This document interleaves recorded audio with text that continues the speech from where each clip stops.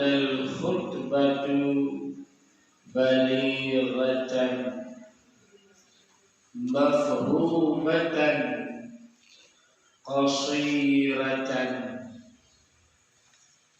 supaya khutbah yang disampaikan itu dalam keadaan balighatan.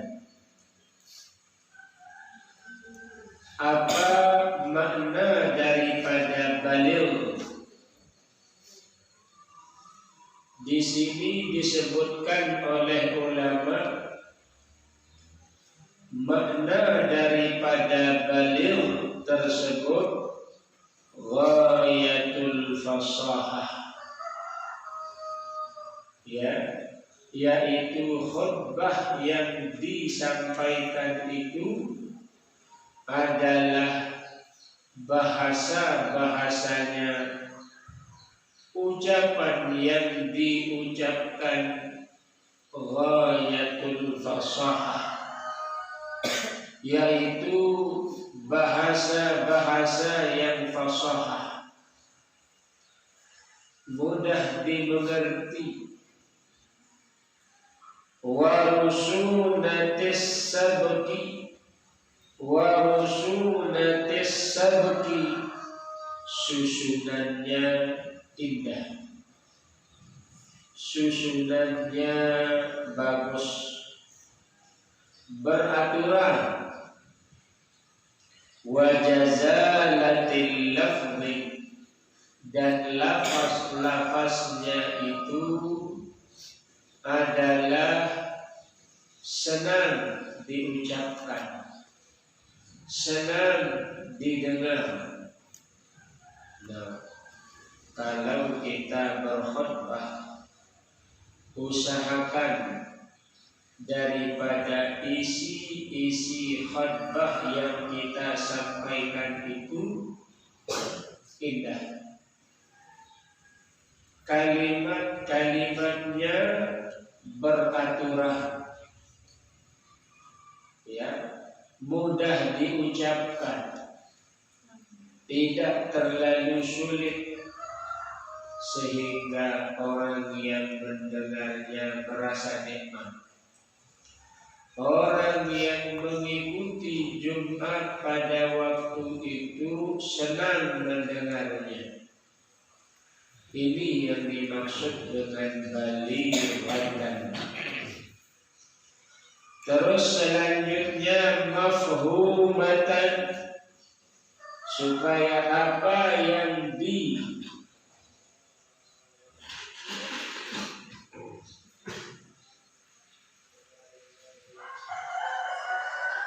sampaikan di dalam khutbah itu cepat dipahami, mudah dipahami oleh khalayak, sesuai dengan pemahaman, pengetahuan daripada peserta Jumat.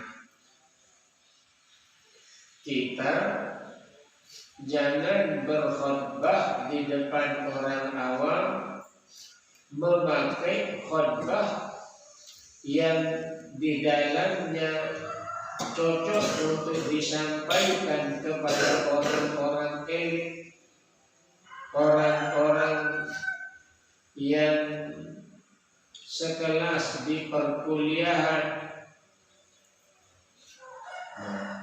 Tergantung situasi dan kondisi. Kalau di masyarakat awam, bahasa-bahasa yang mudah, bahasa-bahasa yang bisa dipahami oleh mereka. Karena kata ulama, li'anna ghairal mafhum la yantafi' bihin nasu. Karena khutbah yang tidak dipahami oleh orang tidak akan bermanfaat.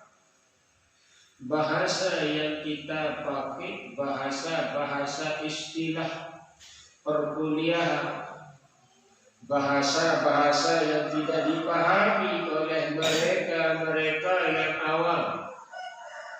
Ya, usahakan di dalam berkhutbah tersebut kita melihat situasi, kita melihat kondisi keadaan daripada peserta Jumat misalnya. Ya, kalau kita berkhutbah di satu masjid yang mana masjid tersebut berada di pelosok yang sebagian besar jamaahnya awam, bahasa yang kita pakai bahasa yang sederhana, yang bisa mereka pahami, bisa mereka mengerti. Kalau kita berkhutbah di perkotaan, di tempat maju yang mana jamaahnya itu Masya Allah golongan menengah ke atas, orang-orang intelek, orang-orang terpelajar. Nah, di sini kita mempersiapkan khutbah yang lebih kata-katanya atau ucapan-ucapannya dipahami sesuai dengan keilmuan yang ada pada mereka. Ya, ini yang dimaksud dengan mafhum tadi. Kemudian qasiratan, khutbah yang kita sampaikan itu alangkah lebih baiknya khutbah yang tidak terlalu panjang, tidak menjemukan kepada para jamaah. Ya, jamaah nenek belu lalu sampai jamaah jemu. Kita lihat situasi, kita lihat dalam keadaan kondisinya bagaimana. Kita sebagai khatib harus menguasai situasi, menguasai keadaan. Kalau jamaahnya itu biasanya repot, ya, jamaahnya itu sibuk, mereka pekerjaannya banyak, tak usah terlalu panjang khutbahnya, tidak usah terlalu lebar penyampaiannya. Apalagi di saat kita menyampaikan khutbah ataupun salat yang mana masjidnya tersebut berada di pinggir jalan, ya, yang mana orang yang sholat itu bukan hanya penduduk di sana, orang yang lalu lalang di masjid tersebut kadang-kadang berhenti mereka. Kedung sudah azan, saya mau berjamaah di sini katanya. Mumpung baru ada waktu, saya mau berjamaah di sini. Artinya orang tersebut yang ingin melaksanakan sholat di sana karena dalam keadaan keburu-buru, dalam keadaan terburu, yakni keburu. Namun cara kita nyerpak bareh tuh bau supaya ti betawa. Nah, ini contohnya di masjid-masjid yang ada di pinggir jalan, apalagi masjid yang menuju ke bin dan lain sebagainya. Orang di sana mengejar waktu. Mereka datang dari jauh, dari KNU, dari Lombok Timur, Lombok Barat, terburu dengan waktu. jadwal penerbangan mereka sudah tertera, sehingga kita sebagai imam, sebagai khatib melihat situasi dan kondisi. Lebih baik di sana ayat yang kita pakai tidak usah terlalu yang panjang-panjang. Yang materi yang kita sampaikan tidak usah terlalu lama, karena sebagian yang berjamaah itu mereka adalah orang-orang yang tergesa, waktunya sempit, tak terlalu banyak. Nah, ini yang dimaksud dengan fasilatan. Ai bin nisbah ila shalah fatakunu mutawassitatan. Kalau diukur dari salat, maka khutbah kita itu menengah, tidak terlalu panjang dan juga tidak terlalu pendek. Nah, paling 10 menit, 15 menit, atau 25 menit. Nah, ini tidak usah terlalu panjang. Nah, selanjutnya yang disunnahkan juga alla yaltafita yaminan wala shimalan asna'aha, supaya khatib itu jangan menengok kiri kanan, ya, jangan terlalu banyak menengok ke kiri kanan. Alhamdulillahilladzi arsala rasulahu bil huda wa dinil haq. Ya, jangan terlalu banyak menengok kiri dan kanan, cukup menghadap ke depan saja. Alhamdulillahi rabbil alamin. Disuruh kita untuk jangan daripada terlalu banyak iltifat menengok kiri dan kanan, cukup menghadap ke depan. Selanjutnya ayyatamida biyasarihi ala sayfin au asa au nahwihima, supaya memegang dengan tangan kirinya tersebut sayfin, sejenis dengan pedang atau tongkat atau sejenis senjata, tombak, juga dengan bahasa kita, dia tahunya ini kiri, itu sunnah hukumnya, ya. Jadi memegangnya dengan tangan kiri. Biasanya di masjid yang dipakai berjumat di sana pasti kita temukan ada sejenis tongkat atau sejenis senjata yang biasanya dipakai oleh khatib, ya, untuk melaksanakan khutbah. Itu disunnahkan kata ulama. Terus selanjutnya wa ayya'tamida biyaminihi 'alal mimbar, sedangkan tangan kanannya berpegang kepada mimbar. Ini tongkat, ini tangan kanannya dalam di sini. Alhamdulillah.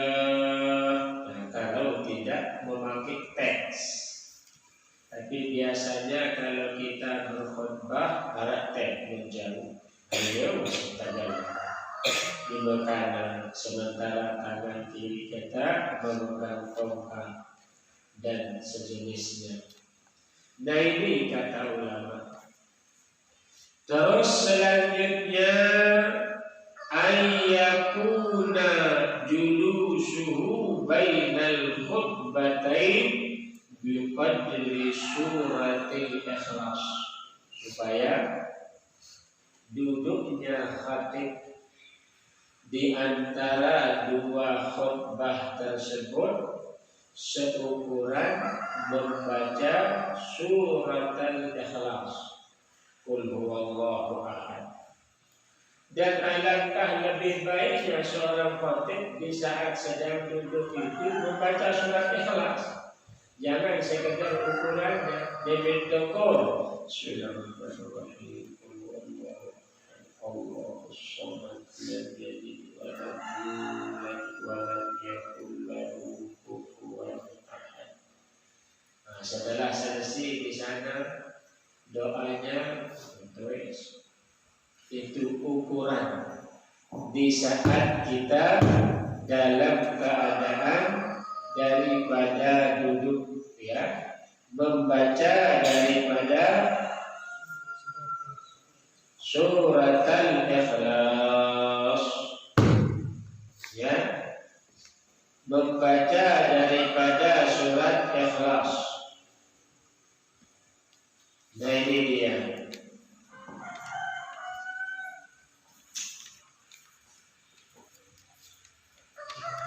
Terus selanjutnya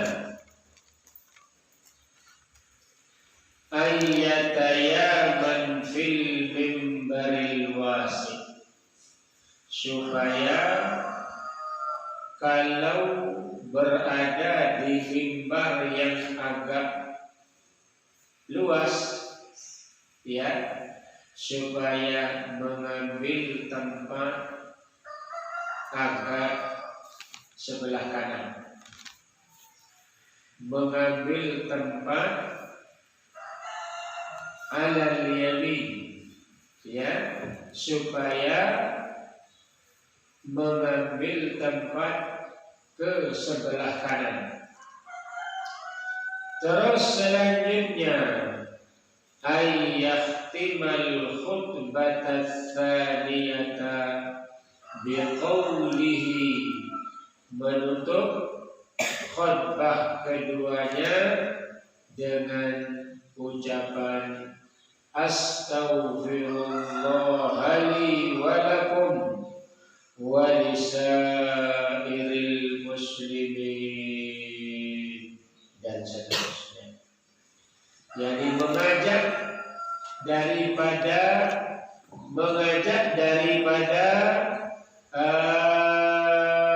jamaahnya untuk beristighfar di sana. Selanjutnya alla yushira biyadihi illa lihajatin fayushiru bis-sababah, supaya sewaktu khutbah itu jangan mengisyaratkan dengan tangannya, ya, di saat khutbah kurang bagus. Kalau akan itu agak membutuhkan, maka berisyaratlah dengan jari as-sababah, jari telunjuk, itu katanya. Tapi tetap paling bagus jangan menggerak-gerakkan tangan kita, jangan mengisyaratkan daripada tangan kita di saat sedang berkhutbah, ya, di saat sedang menyampaikan khutbah. Coba lihat kalau khatib-khatib yang ada di Masjidil Haram, yang ada di Masjid An-Nabawi dan lain sebagainya, cukup mereka itu menyampaikan khutbah, tidak terlalu banyak bergerak, ya, tidak terlalu memberikan daripada isyarat dengan tangannya, ya. Ini disunnahkan kepada kita sebagai khatib. Allah yadukka